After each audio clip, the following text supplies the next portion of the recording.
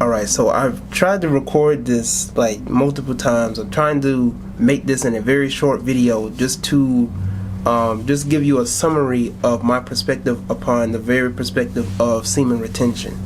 Now, there are a lot of black men that I've seen on YouTube, and a lot of black men that I've ran into on social media that practice this lifestyle of semen retention.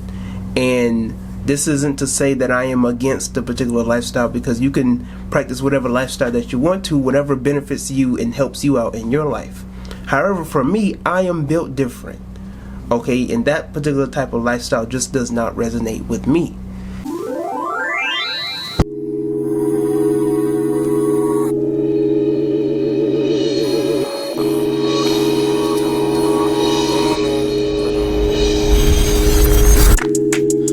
I bet they can't stand me. Ooh, I bet they can't stand me. In this particular video, let me give you my first reason.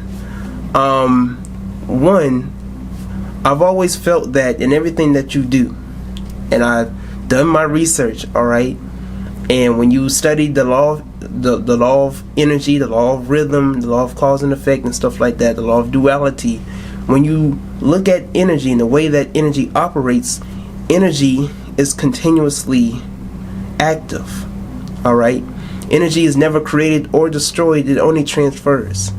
Alright? So understand that when they tell you that when you come, when you bust, you're giving away your life force. You know what I'm saying?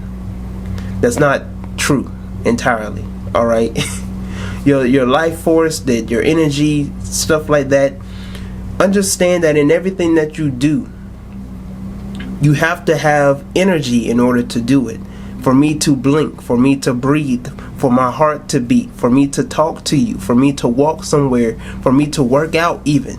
You know what I'm saying? If you're telling people that they don't need to be having sex, or put it like this, you're telling people that they don't need to come or bust a nut during sex and stuff like that, and yet you can work out for 2 hours, or you can go to the gym twice a day, you know, and stuff like that. And you mean to tell me that going to the gym doesn't drain you? Now, of course, I understand the aspect of going to the gym. I go to the gym myself.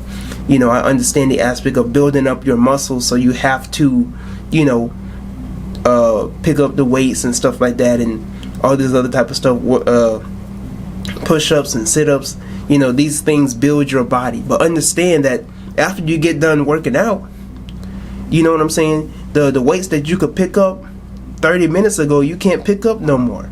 The sets that you were doing 30 minutes ago, you know, after you go an hour in, you can't pick up the weights like you used to, like you did the first 20 minutes go around. You know what I'm saying? So just, you know, depending on your sets. So for me personally, when you're dealing with the whole aspect of semen retention, the way that I'm built, semen retention does not benefit me in any type of way.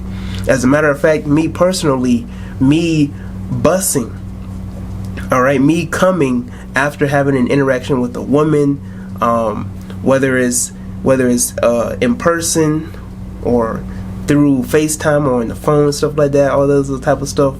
Not getting too intimate any further, but you know, that type of stuff, you know, it benefits me just based upon the type of women that I interact with, you know.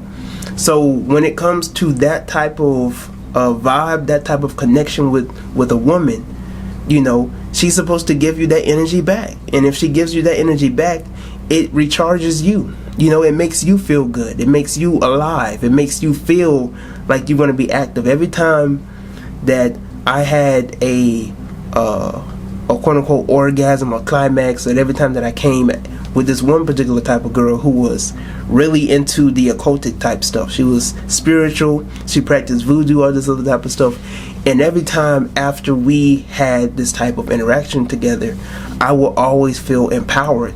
It didn't matter how many times that I came, how many rounds we did, I would never feel drained. I would never feel left out. I would be, you know, my mind would actually be on a whole nother level. Not getting too intimate to what we did and all this other type of stuff, but just know that the way that I'm built, the way that you may be built.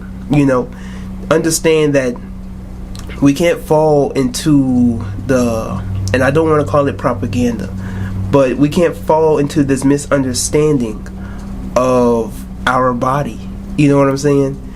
And it's like with the Christians, they tell people, specifically black women, but they try to scare people from interacting with their sexual self. So they tell people that, if you have intimacy with somebody, you're gonna have soul ties to them forever. Your part of your spirit is gonna go to them. That's not how stuff operates, fam. Because I could guarantee you, if that was the case, I'm pretty sure a prostitute could drop dead at any second now, based upon how many people they done had a soul tie with. You know what I'm saying? So it's ridiculous. Now, I'm not saying that you don't exchange energy when you have intimacy, but don't turn into some type of spookism. You know what I'm saying? Don't turn into no type of spookism. So when in this same aspect, they would tell you that, if you come or if you bust and stuff like that, it's equated. I heard somebody say it's equated to a pint of blood. You're losing all this protein and stuff like that, and you can't think straight. You're going to be less creative. All this other type of stuff. You're going to be weaker. I can't speak for how your body operates, but that's just not the case with me. All right, that's just not the case for me. When it comes to the aspect of semen retention, understand that this came primarily from certain organizations. When we're dealing with the ancient times, we're dealing with particular aspects where these type of organizations or cults practice semen retention because they thought that this was going to ascend them. So for an example, when you're dealing with the Buddhists and the Hinduists, when they practice Tantra, they in their books tell you, or the way that the Hindu and the Buddhists practice sex, that they're not supposed to come, they're not supposed to bust, that they are supposed to ascend, and have an inner ejaculation or an inner orgasm or climax, and this is how they ascend consciously. All right.